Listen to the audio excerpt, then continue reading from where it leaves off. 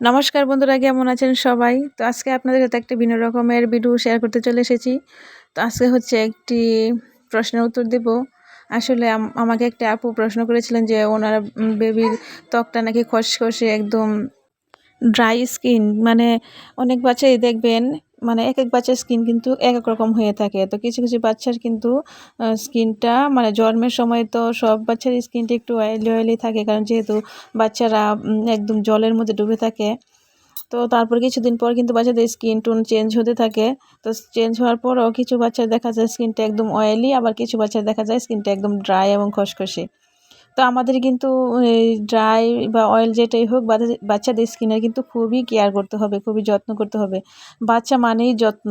তো আমরা দেখবেন বড়দের স্কিন যদি ড্রাই হয়ে যায়, তো আমরা যদি স্কিন কেয়ার না করি, তাহলে কিন্তু আমাদের ত্বকটাই খুবই খসখসে রাফ, একদম ড্রাই, খুব খারাপ লাগে আর কি।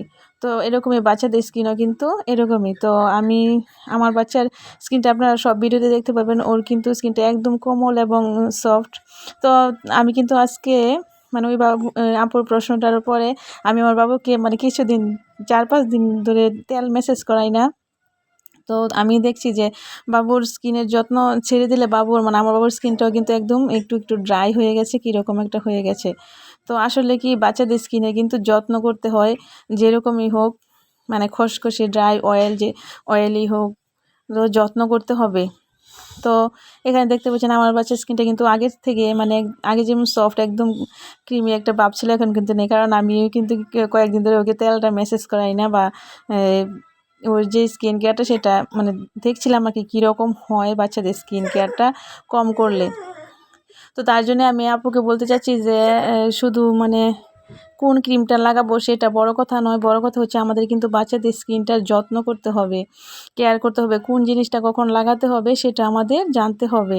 তো আমরা কিন্তু বাচ্চাদেরকে লোশন লাগাই, ক্রিম লাগাই, তেল লাগাই, আর বিশেষ করে বাচ্চাদের স্কিনটা কিন্তু আমাদের অয়েল ম্যাসাজ করতেই হবে। অয়েল ম্যাসাজ করলে কিন্তু বাচ্চাদের স্কিনের অনেকটাই কোমলতা চলে আসে এবং ড্রাই ভাবটাও চলে যায়। তো সেই জন্যে কিন্তু আমাদের খুব ভালো দিকে একটি অয়েল বেছে নিতে হবে বাচ্চার জন্য। বাচ্চা যেন এই শরীরে ম্যাসাজ করলে স্কিনটা একদম সফট এবং মসৃণ হয়ে যায়। তো আমি কিন্তু আমার বাবুকে অয়েল ম্যাসাজ করে দিই এখনও। তো বাবুদের স্কিনটা যদি একটু খসখসে থাকে, অনেক বাবুদের এরকম থাকে, তো আপনারা অবশ্যই বাবুর স্কিনে তেল ম্যাসাজ করে দিবেন। মানে অয়েল ম্যাসাজটা কিন্তু স্কিনের জন্য খুবই একদম ভালো ময়েশ্চারাইজার কাজ করে। আর অবশ্যই আপনারা স্নানের পর এবং রাতে ঘুমানো যাওয়ার আগে বাচ্চাদের ক্রিম অথবা লোশন যে কোনো একটা লাগালেই চলবে, সমস্যা নেই। আপনারা চাইলে রাইস মিল্কের লোশনটাও লাগাতে পারেন, আবার ক্রিম বেসড লোশনটাও লাগাতে পারেন। তো যেহেতু স্কিনটা একটু খসখসে, তো এই ক্রিম বেসড লোশনটাও লাগাতে পারেন, কারণ এটা কিন্তু এখানে লেখা দেওয়াই আছে যে 24 ঘন্টা পর্যন্ত ময়েশ্চারাইজার থাকে। তো 24 ঘন্টা পর্যন্ত ময়েশ্চারাইজার থাকে, তাই বলে কিন্তু 24 ঘন্টা পরে মাখাবেন না।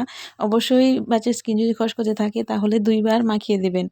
আর অবশ্যই যখন বাচ্চার মুখটা আপনারা জল দিয়ে আবার ধুয়ে দিবেন, তারপর আবার এই লোশনটা লাগিয়ে দেবেন।